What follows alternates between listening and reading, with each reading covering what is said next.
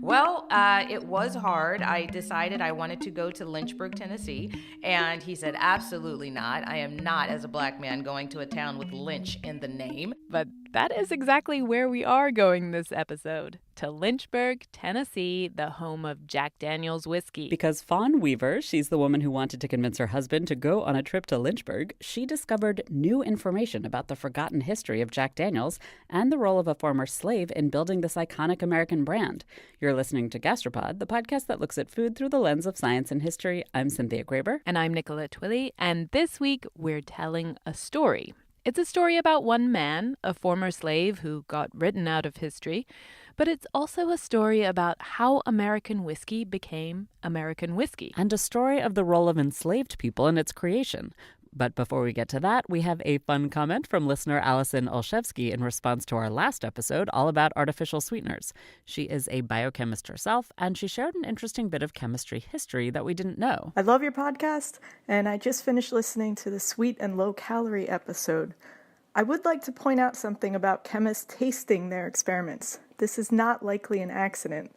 In early organic chemistry, it was a very common way for chemists to easily monitor the progress of some chemical reactions. Chemicals can taste very differently, so the taste of a starting material chemical could be very different than the transformed chemical.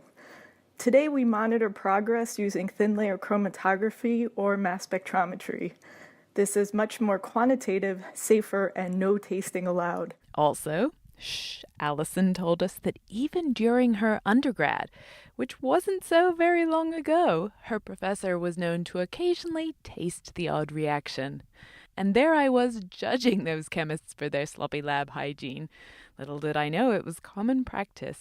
That's me told. Still, I'm glad it's no longer common practice today, whether or not it led to billion-dollar businesses. That doesn't sound super safe. Anyway. We're on our way back to Whiskey Town.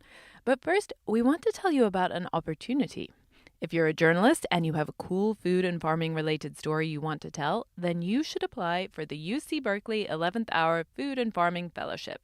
It's run by Michael Pollan with Jen Kahn and Malia Wallen, and it is an amazing opportunity. In fact, this is how Nikki and I met. So really, the fellowship is like Gastropod's fairy godmother. Also, it's $10,000 to report a really cool story. So if you have one, pitch them. We have info on our website, gastropod.com. And finally, if you live in or around Athens, Ohio, we're coming to town. We'll be performing at Ohio University on Monday, February 11th. And this is our last show for quite a while. We're not traveling again to perform until next year. So if you're around, come and say hi. February 11th in Athens, Ohio at Ohio University. All the details are on our website, gastropod.com. This story, I learned of this in June of 2016. June 28th, I was in Singapore, and it was on the cover of the New York Times International Edition. This, like we said, is Fawn Weaver. She's an author and a businesswoman, and in June 2016, she was in Singapore reading the New York Times. And there was a headline that caught her eye. Jack Daniel embraces a hidden ingredient, help from a slave. So that was the headline I saw and I read. And it, for me, as an African American, it was mind-boggling because we know that African Americans have been involved in so many brands over the centuries, but we've never been able to pinpoint to one and say this person actually had a name and this person had a significant role. And so it was exciting to me just from the outside as a spectator looking at it and going, whoa, if this is true, this is pretty incredible. Fawn didn't just read this story, she actually acted on it. But before we get to her story, let's back up to the story she was reading, which was written by my friend Clay Risen. My name is Clay Risen, and I am the deputy op-ed editor at the New York Times. But he's also a whiskey expert. I write about whiskey and spirits for the New York Times and other publications. I'm also the author of 2 books on whiskey. One is American Whiskey, Bourbon, and Rye, which is a guide to American spirits, and then Single Malt, which is a new guide to single malt scotch. Clay grew up in Nashville in Tennessee. So I knew a lot about Jack Daniel's as a company that made whiskey, as the whiskey that everyone had at home because it was the hometown whiskey. I knew of it as a tourist attraction and as a cultural icon. It was, I want to say, the first whiskey I ever tried, but I can't be sure. That said, I think it's probably everyone's first whiskey. At least in America. But yes, in America, that's pretty much true. So we're back in early 2016. When Clay got an email from the company that owns Jack Daniel's. It's called Brown-Forman, and it's a big liquor company. It owns a bunch of brands you've heard of. Someone from the company was in touch with me about a variety of things that they were sort of pushing out into the media because it was the 150th anniversary of the founding of the brand. And one of the things that he brought up to me was, did you know that Jack Daniel learned to make whiskey from a slave? Up till, well, basically now, if you knew the story of Jack Daniel's, the story you probably knew was that Jack was taught to distill by a pastor, a man named Dan Call. Sometime in the 1850s, when Jack was still a young kid, he was sent to work for Dan Call, doing chores. Clay had heard that story, that the preacher Dan Call was the one who taught Jack Daniel how to make whiskey. But he'd also vaguely heard something about a slave way before the company even reached out to him. In this alternate story, there was a slave at Dan Call's, and this slave was the one who taught Jack Daniel to make whiskey. You know, it's one of these things that I'm pretty sure if I went back and looked at my research for my first book, that it was there kind of tucked away. But weirdly, and I kicked myself about this, it's something that didn't really jump out at me. It wasn't a secret, but it wasn't something that people talked about in any real way. But this time, when the PR guy mentioned it, Clay realized this was indeed a good story. So he traveled to Lynchburg and he wrote about the slave and his relationship with Jack Daniel for the New York Times. The slave's name was Nearest Green. But there were a few things about the story that kind of niggled at Clay, even after he published his piece. I really didn't have the time or the resources to learn in depth a lot more about Nearest Green himself, to learn more about the relationship between Nearest Green and Jack Daniel. You know, I could sort of sketch the outlines, but it wasn't something that, in retrospect, or even immediately, that I was fully satisfied with. I felt like there's a lot more to do here, but I want to get this story out and see what happens. And what happens? Fawn Weaver reads Clay's story, and she was fascinated by it. I order the Jack Daniel's Legacy, which was his only official biography. It was written in 1967. So I order it with the thought process that the book may not actually mention Nearest by name, but it might mention a slave, or it might mention something of that nature. And so I get the book. And very early on into the book, you begin seeing Nearest Green, Uncle Nearest, and his sons, Eli and George. And they're talked about throughout the book. Now that we've actually republished the book, we know exactly how many times they were talked about. And it's 50 times. 50 times. As Fawn read this biography, she realized maybe this wasn't just another story of a white guy stealing a slave's invention and getting all the credit. If you've stolen a recipe and you're trying to hide the person, you do not mention them so many times in your own biography. And to understand that the biography, everyone who was interviewed to write this story on Jack were all of the people who were around him. So his nephews that had taken over the distillery, his nephews' sons who were all running the distillery and running the bank that he founded, all of his employees, his closest friends, his family, that is who was being interviewed. And they must have mentioned Nearest and his boys so many times that there was just no choice but to have them fully integrated in this story. And so a part of me thinks that Jack's family wanted to make sure, something that I believe that Jack would have done if he had been alive when this biography was being written, was to make sure that Nearest's name didn't get written out of the history books.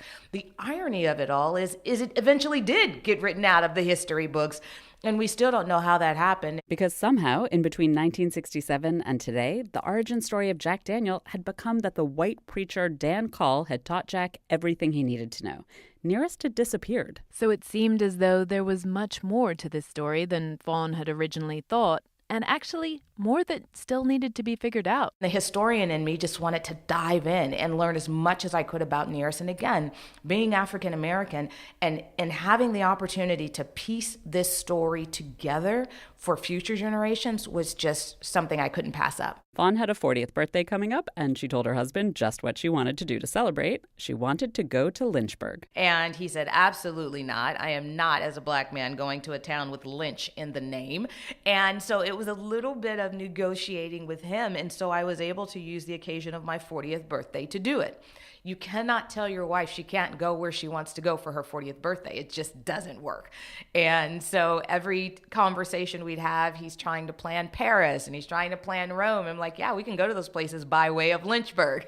So finally he relented and said, fine, if that's where you want to spend your 40th birthday, that's what we'll do, but I am not staying longer than 4 days. So we booked the trip for 4 days. And I called the descendant who was referenced in the New York Times article. Using the magic powers of Google, Fawn had tracked this guy down. So I called him and I said, Claude Edie is his name. I said, Claude Edie, is this the Claude Edie on Main Street in Lynchburg? And he says, I am. And so I told him who I was, and I said, listen, I believe that there's more to this story than what is being reported in the press. I believe there is a book here. I believe there's a movie here, and I'd love to come down and interview you and see if I'm right. And I told him I'd be there in 2 weeks, and he says, well, at the time he was 91. He says, I'm 91 years old. I cannot tell you if I'll still be here in 2 weeks, but if I'm still here in 2 weeks, you're welcome to interview me. And sure enough, we landed in Lynchburg, Tennessee to go interview him specifically. But before Fawn went to meet Claude, she did what any good researcher would do. First, she went to the local library. And the librarian learned what we were researching and made some phone calls. And very shortly thereafter, a woman walks through the door, and she's the second eldest living descendant of Jack Daniel. She's now the eldest living descendant of Jack Daniel, but at the time she was the second. And she walks through, and it makes all the sense in the world. You find out someone is in town doing research on your family. That person's from LA, so you're assuming they're liberal. That person's African American, so you're assuming they're not there to look for the best story. And they're not there to look for the real story, but rather a sensationalized. So she was legitimately concerned walking through the doors. And I could sense that. And when she introduced who she was, I told her, I said, listen, I read your ancestors' biography. And if Nearest was intentionally hidden, it was not by your family, and it was not by Jack. And it is my belief that just in reading, not necessarily what was written in the biography, but reading between the lines, understanding this is a biography being written in 1967, height of the civil rights era. The reporter that is writing it is a white reporter from Tuscaloosa, Alabama. You're down the road from Pulaski, Tennessee, where the Ku Klux Klan began and was still very active in 1967. And this reporter has mentioned Nearest and his family over and over and over again in the authoritative biography of the biggest white whiskey maker that has ever come out of America. And so I looked at her and I said, it's between the lines that I read, and that I believe that there's a story of love, honor, and respect here. And so the second living eldest descendant of Jack Daniel, now the eldest, she heard this and she decided to trust Fawn. And so she pulls out her cell phone and she begins to give me telephone numbers of Nearest's descendants and Jack's, because they grew up together and they ate around the same dinner table and they hung out together and they played together. As soon as she realized I wasn't there for a sensationalized version of the story, but I was there for the truth, she was comfortable in opening up her Rolodex. And then she says, in that book where Jack grew up and where he learned how to make whiskey, you do realize that farm is for sale. You should go buy it. And I did. So that's where it all began. Yep, Fawn bought Dan Call's farm, and she lost no time in trying to dig into everything she could find out about Nearest, his relationship to Jack, his family. To do that, it took, a town. It was just an entire community of people coming together and pulling things that they had in their basement. I would get phone calls and said, listen, I've got this legal document. It has a Green family member on it. I have no idea who it is. Do you know who Minnie Green is? And I said, well, yeah, I'll be there in 5 minutes. That's Nearest's daughter. Hold on to that piece of paper.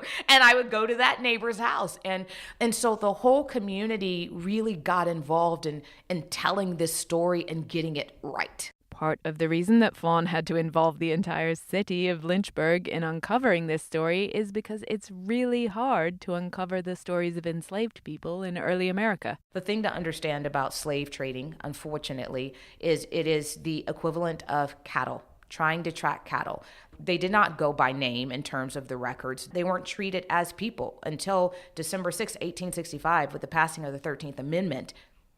We, as African Americans, were not people, we were property. So there is no records of us. In the slave rolls, it'll just tell you whether we were colored or mulatto. It's not going to tell you what a name was. Clay encountered the same problem when he was doing his research for his book and for the New York Times. Slaves weren't necessarily considered worthy of note. On top of that, many people were illiterate. There wasn't necessarily a lot of record keeping, and even if people did keep records, the records might not have survived. Well, we just don't have a lot of records from antebellum plantations. They were either destroyed in fires, destroyed when the plantations broke up, destroyed when the Civil War ravaged their communities, any number of reasons why we don't have those documents. We don't have a lot of documents on anything. But more to the point, this was not the kind of thing that people would have made a big deal about. You know, of course, at the time, it was important that people knew which slaves were skilled at distilling and making whiskey and other products. But at the same time, it wasn't something that you touted. No one sold or talked about, this is a whiskey made by enslaved people. It wasn't something that was promoted. So with so few traces left in the written records, what did Fawn end up being able to find out? We are going to get to that in just a minute, but first, a word from a couple of sponsors. Support for today's show comes from Third Love. Using millions of real women's measurements, Third Love designs its bras with breast size and shape in mind for an impeccable fit and incredible feel. Just answer a few simple questions from Third Love's Fit Finder quiz to find your perfect fit. Third Love offers double the number of sizes that most brands offer, cups A through H, bands up to 48. A 48H is not the largest bra in the world. That was a pink bra with a bust size that was just shy of the width of 2 tennis courts, made by the oldest remaining sailmakers in London and mounted on an office block for breast cancer awareness in 2011. It was available on eBay afterward for a starting bid of 500 quid. Third Love knows there's a perfect bra for everyone. So right now they're offering Gastropod listeners 15% off your first order. Go to thirdlove.com/gastropod now to find your perfect fitting bra and get 15% off your first purchase. That's thirdlove.com/gastropod for 15% off today. Support for this episode also comes from a new podcast called Josie and Johnny Are Having a Baby with You. If you're a parent, thinking of becoming one, or just want to laugh at two people trying to succeed at parenthood, this new podcast is for you. Josie Long and Johnny Donahoe are two clueless comedians who are learning as they go. The show follows Josie and Johnny through their not totally planned pregnancy as they try to prepare for the birth of their first child. In each episode, they sit down with actors, writers, and entertainers who are also parents to help them figure things out. People like John Hodgman, Jane Marie, Eugene Merman, and Rachel Sklar. They cover all the questions from what is no sleep really like to are we allowed to politically indoctrinate kids? And they talk about the tougher stuff too, like IVF, postpartum depression, and other mental health issues that come up as expectant parents. Check out the podcast to hear more. Go find Josie and Johnny Are Having a Baby with You in your podcast app right now to hear the first episode.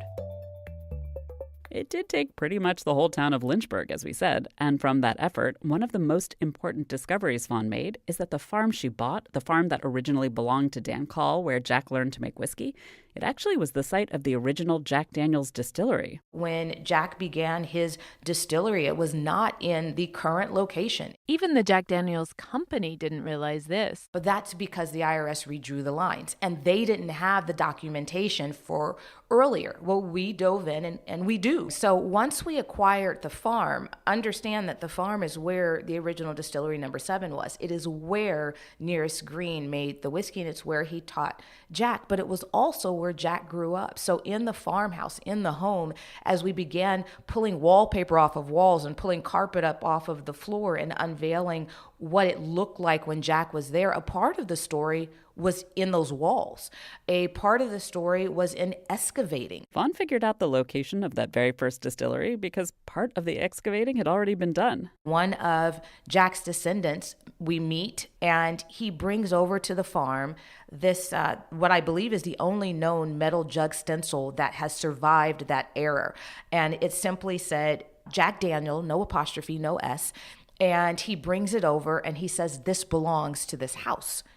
And he said, what do you mean it belongs to this home? And he says, for 20 years, I've been out here with a metal detector. I come out, the owner would allow me to go every square inch of this 300 plus acres. I have gone over with a metal detector and I have found a lot of things. And this was found 9 inches underground from where the original distillery site was. And so that is what caused me to begin looking at, well, did Jack Daniel start down the road where everyone thinks it started, or did it actually start on this property? And then Fawn gets a call from her team. Remember, she's roped in the whole town at this point. And the local archives person, as I begin working with her, she starts going through all of the paperwork that they have, all the original books from the 19th century. And she calls me really excited one day and she says, Fawn, you have to get down here. You have to see this. So I run down to archives. Well, I drove down, but nonetheless. And I get down to archives and she shows me these 3 documents. And each of the documents have Jack Daniel's signature on it. And it was him agreeing to lease the distillery on that property and the 2 acres around it and the spring, and renaming the distillery Jack Daniel Distillery. That was the proof Fawn was looking for.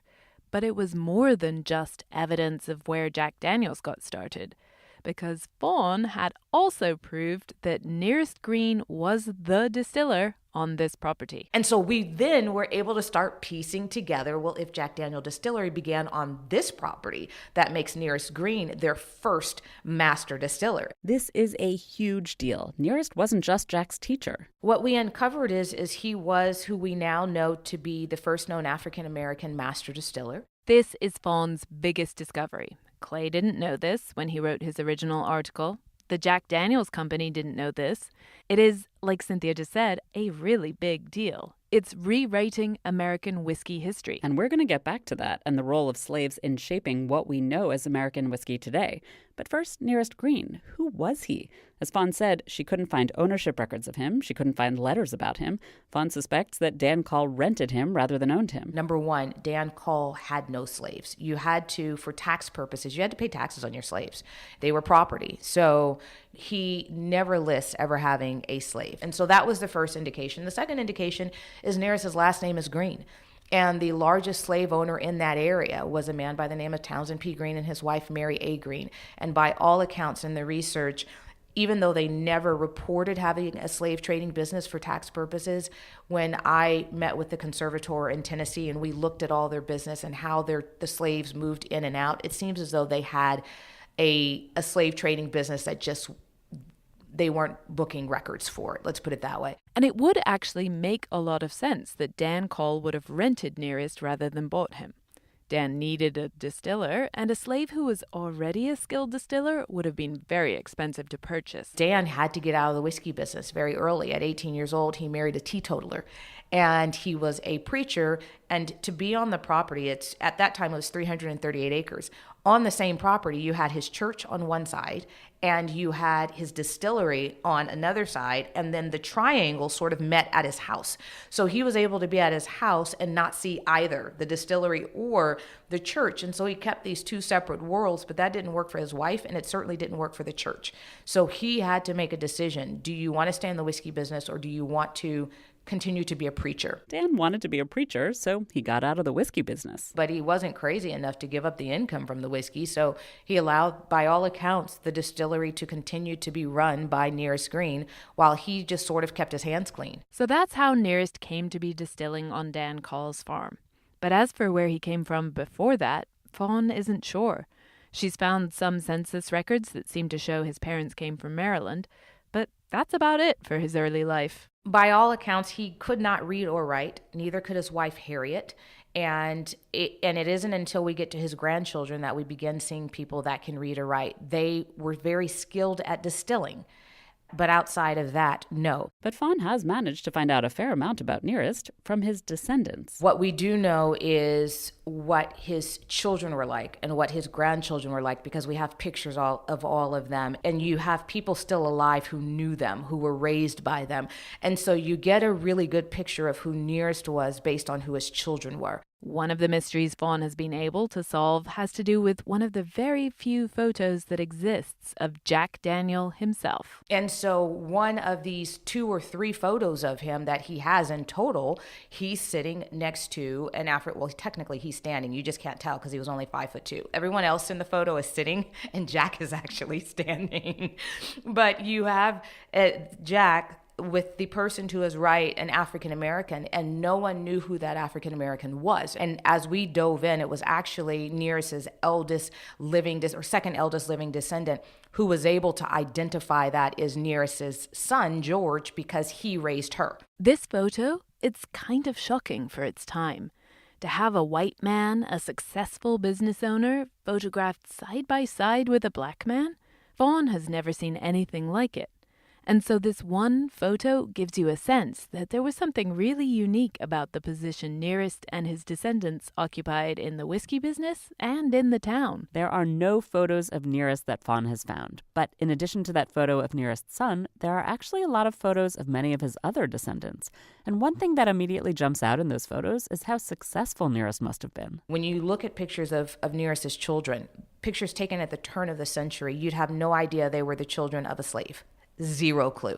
As a matter of fact, Jack Daniel historian and I were laughing not too long ago, because when you look at the pictures of Jack's family during that period of time and Nearest's family during that period of time, you would swear that Nearest's family was the family with money and Jack's family was the family that was poor farmers. I mean, it just is a fascinating thing to look at. But Nearest's entire family were elite society. They were, by all accounts, the wealth that Nearest acquired during his lifetime. Immediately following the Civil War, he was the wealthiest African American in the area, and he was wealthier than a lot of the whites in Lynchburg. And so that clearly passed down to his children because they owned a great deal of land, as did his grandchildren, and they had their own businesses. Many stayed in business with Jack Daniel, but many started their own and were successful and wealthy in their own right. So that's what happened to his family. But what do we know about his relationship with Jack Daniel? Nearest taught Jack how to make whiskey, and then the Civil War ended in 1865. Slaves were emancipated that same year. Jack founded his distillery the next year. It was the very first registered distillery in the U.S., and he hired Nearest Green, who is now a free man. Jack hired Nearest to be his master distiller. And Nearest carried on working as master distiller for decades. So it was clearly a fruitful working partnership, but what was the actual relationship between the two men? I have no doubt there was a mutual respect and I know this because I have seen more documents than anyone needs to see in any lifetime to be convinced of something. But more so, it's the way that their families continued to interact. And so there are enough of them that are still alive that I was able to piece that together. But I don't believe it was just Nearest and Jack. I think that they may have been the catalyst for why an entire community was that way, but it was the whole town of Lynchburg. And of course, you always have some knuckleheads, you always have some racists. But as a whole, you had the blacks and the whites playing together, eating dinner together, spending time together, and that was very, very rare. I remember speaking to one of the African-American elders in Lynchburg who was a teacher there for 40 years. So she was there during integration. And I said, what was it like for integration here? And her response startled me. She said it was a non-issue. Now, I grew up having seen Brown versus Board of Education and them bringing in the National Guard and what happened and what that looked like. And I said, what do you mean it was a non-issue? I mean, this town is called Lynchburg, you know? And she says it was a non-issue. I had black students, and then I had black students and white students. And I said, well, I mean, how did the parents feel? How did the kids feel? And he said, well, we were all fine because the kids were already playing together before school, after school, and on the weekend. So as far as they were concerned, they were now able to play together during school. And so that's just not something you would expect from the South, not at that period of time. Fawn uncovered all these details to help piece back together this forgotten story, the story of Nearest Green. But her point is, this story is bigger than one man. This story is about a whole town. It's also about the role of African Americans in the invention of American whiskey. Which we are going to tell you all about after one more sponsor this episode.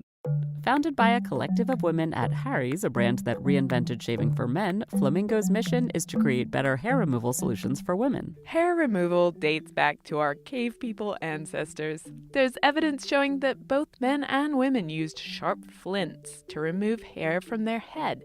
Maybe to deter lice, maybe so as not to give their enemies anything to grab onto. But it's 2019, technology has evolved, and Flamingo wants you to enjoy shaving. They're offering Gastropod listeners the Flamingo Shave Set. That's an ergonomic razor with a textured grip and hydrating aloe strip, available in 3 colors with metal accents. 2 5-blade cartridges made to the same standards as men's, foaming shave gel with aloe vera, body lotion that hydrates and exfoliates, a hook to store your razor in the shower, and a reusable travel pouch. Get a set with all your shave essentials from Flamingo, the brand that Vogue, Glamour, Well & Good, and Fast Company are all talking about. It's worth $22, but it's yours for just $16 plus free shipping today when you visit shopflamingo.com/gastropod. That's shopflamingo.com/gastropod. Back to whiskey. How important were slaves in whiskey making in America hundreds of years ago? They played the biggest role outside of the Scots and the Irish bringing it in. And there's some influences of the French and the English. But the Scots and the Irish are who brought it into America, but they weren't doing the work. Why would you? You spend $800 for a person for a lifetime to do the work for you, and that's what they did. We know that enslaved people did a lot of work on farms, obviously, and did a lot of the dangerous work, also a lot of the skilled work. And so it stands to reason that you would have certain people of that group selected out, trained, experienced as distillers. Nearest Green being, I think, even now, the only one that we know by name. Clay has done a lot of whiskey research for his books and his articles, and he's dug into what archival evidence still exists about the role of slaves in distilling in pre-Civil War America. The little bit of archival work I did turned up all kinds of examples, anecdotal of slaves being traded or sold, or escaped runaway slaves being sought after specifically for their distilling skills. There's an ad that appeared in a newspaper in Lexington, Kentucky in, I want to say, the 1820s that was taken out by Andrew Jackson. And a slave had run away from his plantation, the Hermitage, which is outside Nashville. And the first thing he said about him was, "This was one of my best distillers." And he was taking out an ad all the way in Lexington, which was even further away then than it is today. But it was so important to him to get this person back. And so the more you sort of scratch the surface, the more you see, yes, actually, there really is this whole other story to tell. And it's just not being told, although I think the opportunity around Nearest Green really opens the door to a reckoning with that past. So obviously, slaves did play a major role in making whiskey in pre-Civil War America, but that leads to a bigger question. What type of influence might they have had on how that whiskey turned out, what it tasted like? One of the things that is interesting about American distilling is that, like a lot of other American traditions, it's an amalgamation of different, in this case, primarily European traditions, but German, Irish, Scottish, all these different traditions that come together, French, each with their own sort of distinct addition. But there are also a lot of X factors. And one of those X factors would have been the distilling traditions the enslaved people brought with them from Africa. A number of enslaved people would illicitly distill. They would have their own stills back in their part of a plantation, and that was, depending on the slave owner, depending on the time, accepted or tolerated, often as just a way of allowing people to sort of let off steam. So it's certainly true that there was a culture and a tradition of alcohol making, whether it's brewing or distilling, that an enslaved person would have brought to an endeavor like what became the Jack Daniel's distillery. So one of the things that made Tennessee and Kentucky whiskey unusual is that at the time, very early on in American whiskey-making history, distillers there used a technique called charcoal filtering. Just like the old false origin story of Jack Daniel's, which had a young Jack learning to distill from a white man, Dan Call, this charcoal filtering technique had an origin story that wasn't exactly true either. Well, the way that the story goes is that there was one plantation owner who developed it in the curiously specific year, I believe 1826. And there's really no strong, I'd say not even any weak, archival support for that claim. It's just been sort of the story that everyone has always told. But Clay says that actually many people were using this charcoal filtering technique before 1826 in many different places. Which lends itself to the idea that maybe this came from enslaved people who were bringing over a tradition of their own from West Africa, where it's known that charcoal played an important role in cooking and in filtering liquids. Using charcoal filtering in whiskey making is called the Lincoln County process. The basic point of the Lincoln County process is simply to filter the whiskey through charcoal, ostensibly as a way of removing impurities. Now, you don't need a whole lot of charcoal to do that. So what you have with the Lincoln County process, so to speak, is more charcoal than you need simply to filter. Jack Daniel's filters theirs through the top of what's essentially a giant vat filled with charcoal. And the whiskey then seeps down to the bottom, and when it comes out, that has essentially gone through the Lincoln County process. And this extended charcoal filtering changes the flavor of the whiskey. It strips out some flavor elements and makes it a little sweeter. And so that was the process that Nearest was doing differently. It is the process that he taught Jack, and it is the process that is now known to be what we call Tennessee whiskey. We may never know exactly where the idea to charcoal filter raw whiskey came from, but both Clay and Fawn agree that it likely came from enslaved Africans. Well, if this process came from the slaves, then truly the difference between bourbon and Tennessee whiskey is authentically African American, and I think that's incredibly exciting. So we're still digging into that. Okay. So Fawn has done all this research. She's discovered the original location of Jack Daniel's distillery.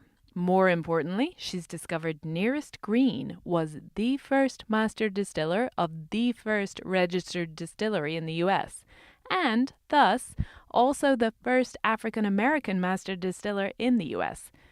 But there are still things she wants to figure out about Nearest Green. One I want to find is tombstone. So the original records of the cemetery where we believe he was buried were lost. And so everyone who was there, that was buried there prior to the 1900s, isn't there anymore. I'd love to know, did he pass away or did he simply retire? Is that why I lose him in 1884? There are a lot of questions I have that I still don't have the answer to. And when you're piecing together a story that is this important, I don't think you stop looking for it until you have all the answers. Most of the answers we do have at this point, but there's still holes, and I like to have those filled. But it's obvious that despite those holes, Fawn has found out a lot about Nearest and about Jack Daniel's. And the Jack Daniel's Company has now changed their own story and the tours they give at the distillery in Lynchburg, thanks to Fawn. When you go into Jack Daniel Distillery, there is a really large display. I think their designers did a great job, and they borrowed a lot of stuff from my research room. And so now when you go in I was there not too long ago, and I took some folks over to go for a tour. And I had to smile because when you buy tickets now, they tell you, okay, go stand over in the area with Nearest Green. And so people are looking around going, oh, and there's this huge display that's to Nearest Green. And so I think it's great that he is being honored there at their distillery. But Fawn's not just relying on Jack Daniel's to keep Nearest's story alive. After all, that didn't work out so well before. So she's writing a book, she's working on a movie, and, of course, she's making a whiskey. Yeah, well, Uncle Nearest Premium Whiskey was started, ironically, not at the suggestion of myself or anyone around me, but at the suggestion of one of Jack's descendants. And she had been the head of whiskey operations at Jack Daniel for 31 years. It's all she's ever known. She'll tell you now, whiskey's in my blood. It's what my family has done. And while we were doing the research on this, she says, if you guys decide that you want to do a bottle to honor Nearest, I will come out of retirement and we will do it right. And once Nearest's family said that's what they wanted for his legacy, that's what we did. And it's easily the fastest growing non-celebrity whiskey brand, possibly in American history. We shall see, but that's what we're tracking. Because of how long whiskey takes to age, Fawn is starting out by buying and blending someone else's aged whiskey while hers is still sitting in barrels. Clay's tried these early bottles. Yeah, I think it's good. It's a really nice, balanced whiskey. More to the point, though, I'm really excited to see what she will come up with, what that whiskey will taste like when it actually comes out of the Nearest Green stills. Fawn doesn't yet have any of Nearest's family members helping make Uncle Nearest whiskey, but she's working on it. I'm trying to coerce some of them to get into the whiskey business. I think I'm going to succeed in it, but their family as a whole has been out of it for so long, and so coming back into it. But in terms of their family involvement, every aspect of what we do every single day involves them. We do not go out and do anything they haven't seen ahead of time. Every one of Nearest's descendants that is in college, whether it's for their bachelor's or the master's, we pay for that. And so we have an entire generation of Nearest's family that we've taken under our wing. So hopefully some of them coming out with their bachelor's and master's will decide to be the next master distiller. But so far, none of them has said yes. This struggle to recruit Nearest's family, Fawn's laughing, and it is funny. Funny haha, but also funny curious. The fact of Nearest being an African-American master distiller, it's not just that he was the first, it's that he was pretty much also the last. He was incredibly unusual. The irony is with Uncle Nearest, with our whiskey, I've been looking for a master distiller who's not white and who's not male, and you would not believe how difficult that is to find, and we literally have not seen an African-American master distiller before or after Nearest, which I think is insane. And so to any African-Americans out there, maybe you might want to go to school, learn fermentation, a little bit of chemical background. It is a good idea. But we've not seen anyone outside of Nearest. I think that's a part of why this is such a big story and why it's such a big deal, is you have an entire industry where he is the only person we've ever seen to run a major distillery in America. Fawn hopes this story will convince other African Americans to become master distillers, and Clay hopes it'll prod other people to dig into history, like Fawn did, to find other stories like Nearest's. Where is that story in general in American whiskey?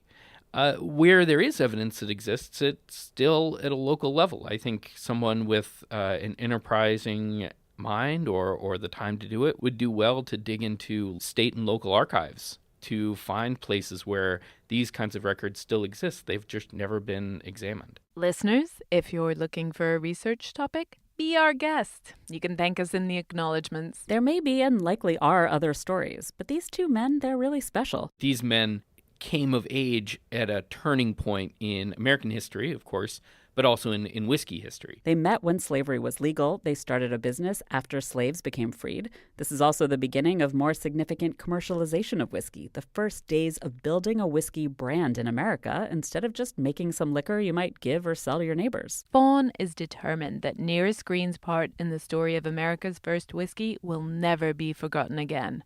That's what her book is for, that's what the movie's for, that's why she's building a whiskey brand, to make sure Nearest doesn't get written out of the picture ever again. For Clay, this story is about more than just whiskey. It's forced him to look back at his own upbringing. You know, it's interesting. It's not just the Nearest Green question. I think that having grown up in Tennessee, someone of my age in particular, you're sort of taught, or you were taught, not to think about certain questions.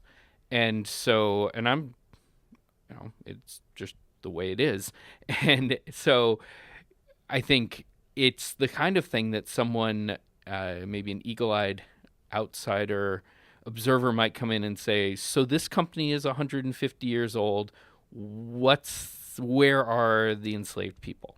Right? But it's not something that, I mean, it took this story to really make me realize that it's part of that rethinking of my own past. But again, this story is bigger than Fawn or Clay or even Nearest himself. This year, 2019, it marks the 400th anniversary of the first slave who was brought to what was then the colonies. 400 years. There has never been a brand on a shelf ever that commemorated an African American. And that to me is remarkable and sad. And to have had the ability to change that is huge. And to know that moving forward, there will at least always be one brand on the shelves that commemorate an African American, and the amount of work that we put in, our ancestors put in the shadows to bring that to the light is amazing. Huge thanks this episode to Fawn Weaver and Clay Risen. We've got links at gastropod.com so you can find out more about Uncle Nearest Whiskey as well as Clay's articles and books. And we'll be back in a couple of weeks with a brand new episode. What should you eat to power your workout and your recovery? We live in a world full of Gatorade and muscle milk. But what does the science say? And who even invented these curious beverages? See some of you in Athens, Ohio on February 11th. And the rest of you will be back in 2 weeks.